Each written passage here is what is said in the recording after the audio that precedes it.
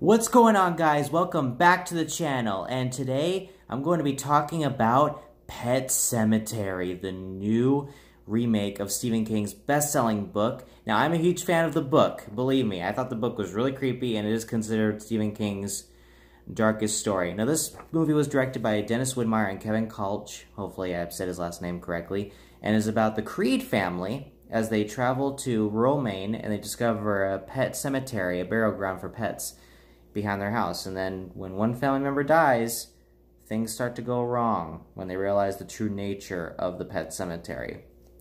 Going in, I was very excited for this movie because I am a huge fan of Stephen King.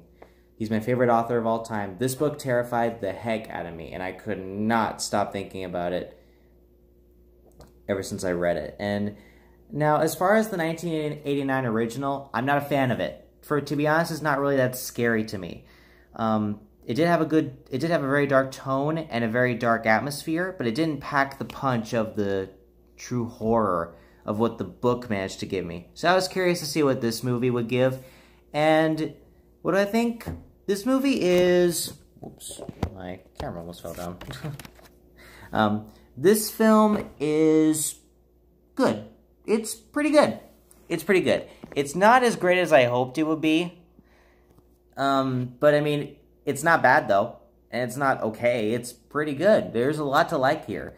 For one thing, Amy Seimetz did excellent in this movie. Like, she stole the show. Like, she was the one I truly cared about in this book, in this movie. The child actors as well, Gage and little Ellie, they did really excellent as well. The only character I really didn't like in the whole movie was Jason Clarke's character.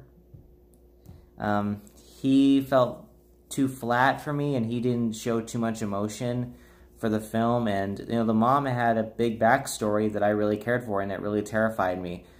Yeah, and also the actor who plays Judd Crandall, I really liked him in the movie as well. He was really scary. He was really great here as well. As for flaws as well, like obviously Jason Clarke was pretty flat. A lot of people would say that the big twist or the big thing that they changed in the movie is what's gonna let people down. To be honest, it's not that big of a deal. It's not really a big issue. To be honest, it's kind of one thing I was expecting going in, because technically the trailers kind of reveal it. If you think about it, so the trailers kind of spoiled it for us. And so, yeah, so I didn't really expect too much from that. But the movie did have the dark tone that I was hoping for.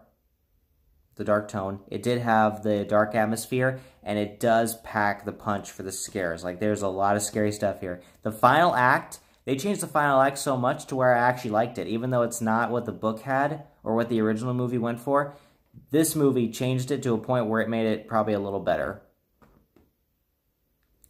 Yeah, so I'm just gonna go with it. This movie is pretty good. It's not the best Stephen King adaptation I've seen. It's not one of the best. I've seen a little better.